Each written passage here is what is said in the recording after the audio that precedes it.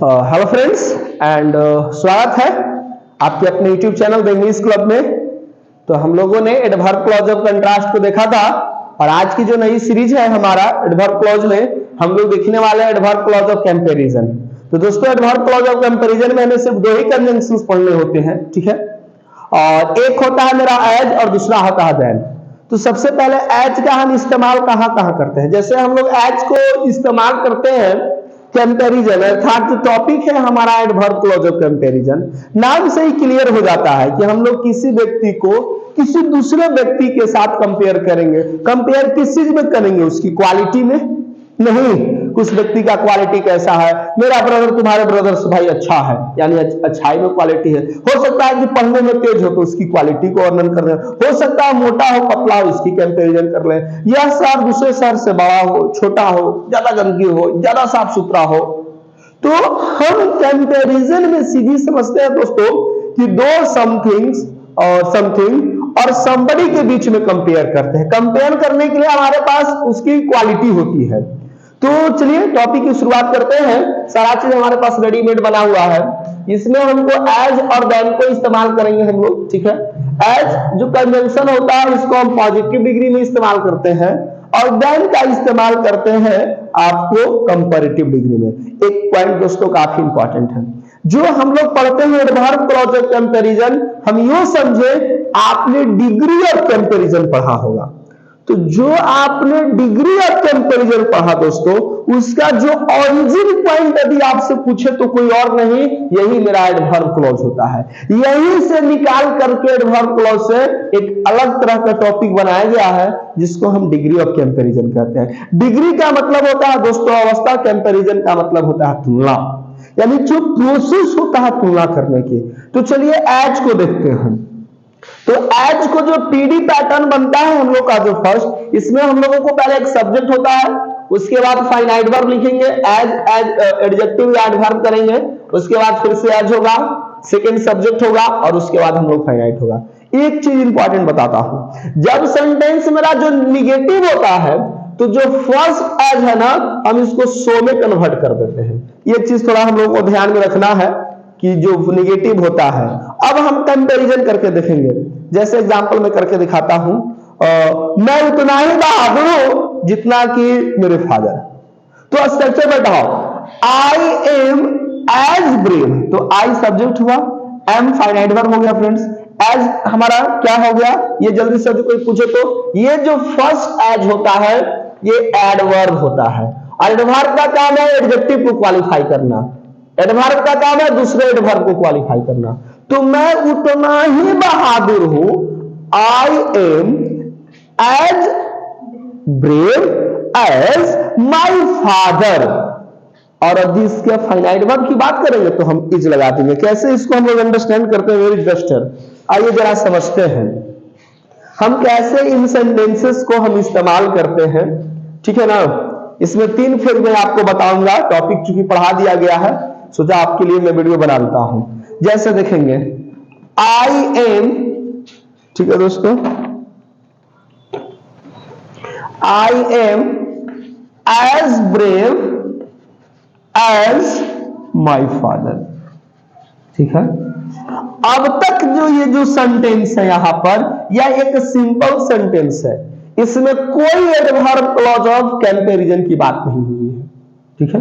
क्योंकि एक subject I है, दूसरा सब्जेक्ट मेरे फादर है। अभी तक हम इसको सब्जेक्ट कहना उचित नहीं है, क्योंकि जब सब्जेक्ट हो जाएगा तो कहीं ना कहीं इसकी फाइनाइट वर्ब की जरूरत पड़ेगी। तो ये जो एज है हमारा, ये है दोस्तों हमारा आपका एडवर्ब जो इस एडजेक्टिव को क्वालिफाई कर रहा है, और ये एज अभी तक हमारा प्रीपोजिशन है। इंफॉर्मेशन के लिए मैं आपको बता दूं कि एज जो मेरा प्रीपोजिशन भी होते हैं और ये मेरा कंजंक्शन भी होता है। ये दोनों पार्ट्स ऑफ स्पीच में होता है, याद रखेंगे।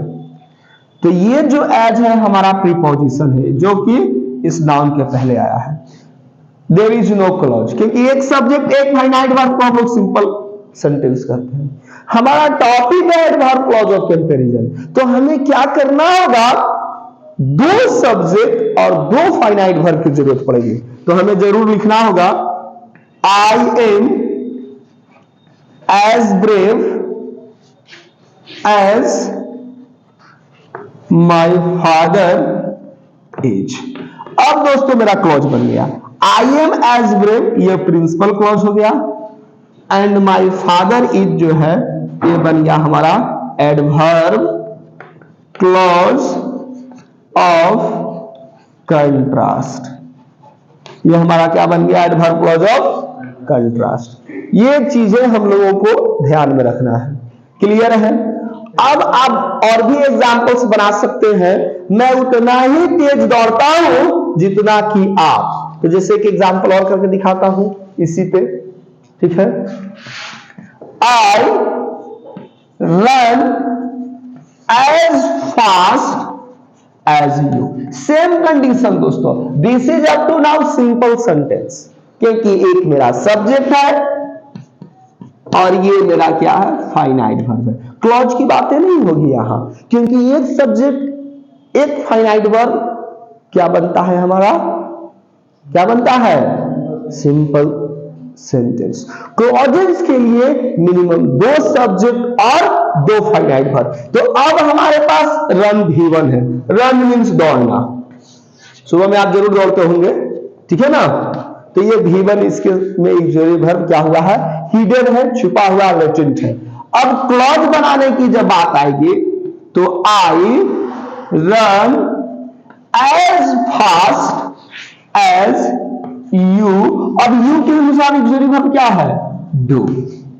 मैं उतना ही तेज दौड़ता हूं जितना कि आप। तो ये जो दोस्तों हो गया एज यू डू, यही है मेरा एडवर्ब क्लॉज ऑफ कंपैरिजन। और ये जो है आई रन एज फास्ट, दोस्तों ये है मेरा प्रिंसिपल क्लॉज। तो ये आपको कंपैरिजन में एज का ये प्रथम जो फर्स्ट यूसेज था, और हम इस एज का किन किन सिचुएशन में इस्तेमाल करेंगे वो दोस्तों मैं कभी अगले वीडियो में बनाऊंगा। लेकिन हम लोग इस एग्जांपल्स पर अभी प्रैक्टिस सेशन करने वाले हैं। तो चलिए मैं इनवाइट करना चाहूंगा, मोनू आप आ जाइए, ठीक है दोस्तों। कैसे हम इस स्ट्रक्चर पे फटाफट मैं आपको कई सारे एग्जांपल्स देकर दिखाता हूं। एक्सरसाइज नंबर 35 है, टॉपिक है adverb clause of comparison. Let's begin. Mohan उतना ही तेज है जितना अशोक। चलिए, मोहन की तुलना दोस्तों अशोक से की जा रही है, राइट। तो Mohan is as intelligent, Mohan subject, is finite verb, as intelligent adjective हो गया, एज सोहन इज।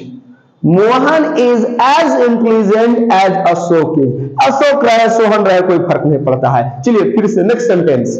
रीता उतनी ही लंबी है जितना रेखा। चलिए, रीता की तुलना रेखा से कर दी गई, किससे क्वालिटी क्या रखी गई है, लंबाई। तो Rekha is as tall as Rita, या Rita is as tall as Rekha. I am as tall as you are, he is as tall as his brother, you are as fat as your brother. कुछ भी सेंटेंसेस हो सकते हैं दोस्तों। चलिए और भिन्न तरह के सेंटेंस बोलिए। मेरी कलम उतनी ही अच्छी है जितनी तुम्हारी कलम। क्या बात है, यानी मेरी कलम और आपकी कलम से तुलना हो रही है। My pen is as good as yours. Mister Bhagat उतने ही मोटे हैं जितने मिस्टर सिन्हा। चलिए, mister Bhagat is as fat as mister Bhagat Sinha. Okay. Ajay उतना ही बेवकूफ है जितना विपिन। चलिए, Ajay is as foolish as Vipin is. Suman उतना ही बीमार है जितना Amar. Suman is as ill as Amar is. मेरी टोपी उतनी ही लाल है जितनी तुम्हारी टोपी। माई cap is as red as yours is. यह कोट उतना ही महंगा है जितना वह coat. This coat is as costly as that. यह टेबल उतना ही सस्ता है जितना वह table. This table is as cheap as that is. मेरी लिखावट उतनी ही सुंदर है जितनी तुम्हारी लिखावट। My writing is as beautiful as yours is. Mary उतनी ही धनी है जितनी Dolly. Mary is as rich as Dolly. Rita उतनी ही लंबी है जितनी Rekha. Rita is as tall as Rekha. वह उतना ही सुंदर है जितना चांद। He is as beautiful as the moon is. वह उतना ही काला है जितना कोयला। He is as black as the coal is. हंस रहे हैं, यानी काले लोगों की कोई वैल्यू नहीं है क्या? नहीं।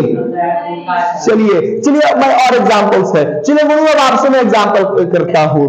चलिए, यह किताब उतना ही उपयोगी है जितना कि यह copy. This book is as useful as this copy is. Very nice. Copy में पैटर्न्स है और ये तो पूरे इंग्लिश का नोट्स है, तो कॉपी भी उतना ही है। ये पिक्चर में एग्जांपल, अपना शहर उतना ही अच्छा है जितना कि आपका। Our city is as good as yours is. क्या बात है। मेरी कलम उतनी ही महंगी है जितना कि आपका।